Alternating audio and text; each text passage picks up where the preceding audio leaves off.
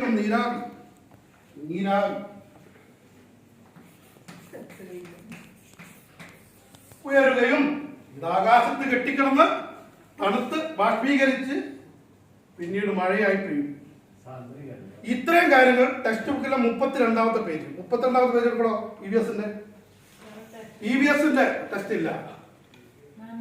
Test എന്തുകൊണ്ട് കൊണ്ടുവന്നില്ല? ഓള ടെസ്റ്റ് തീയതെടുത്ത്. അപ്പൊ മഴ പെയ്യുന്നത് ആ EVS-ലെ ചോദ്യമുണ്ട്. നാളെ വരുന്ന സമയത്ത് ആ മഴ പെയ്യുന്നത് എങ്ങനെയാന്നുള്ളത് എഴുതി വരിക, പഠിച്ചും വരിക. ഞാൻ ഓരോ ചോദ്യമായിട്ട് ഓരോരുത്തരോടും ചോദിക്കും.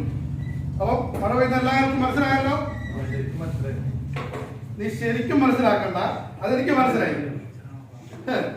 ഉനേസേ, നീ അങ്ങനെ ശരിക്കും മനസ്സിലാക്കണ്ട. ഏതെങ്കിലും സമയത്ത് കയറി വരിക, അത് വേണ്ടട്ടാ. അപ്പൊ നാളെ രാവിലെ വരുമ്പോ എല്ലാവരും നോട്ട് ബുക്കിൽ മഴ പെയ്യുന്നത് എങ്ങനെ എന്ന് പറയുന്ന ചോദ്യത്തിന് ഉത്തരം ഉണ്ടാവണം. എന്താണ് ഇത് വരച്ച ചിത്രം? എന്താണ് മഴ പെയ്യുന്ന ചിത്രം ഇവിടെ വരച്ച്?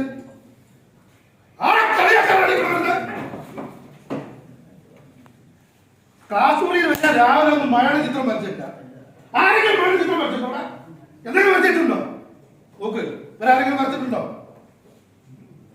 താമാർ അവളെ പറ്റി പറയാൻ നിന്നോട് ആരും പറഞ്ഞു? ഈ മൂത്രം പോലും വെക്കരുത്. ഓക്കെ, നാളെ കാണാം.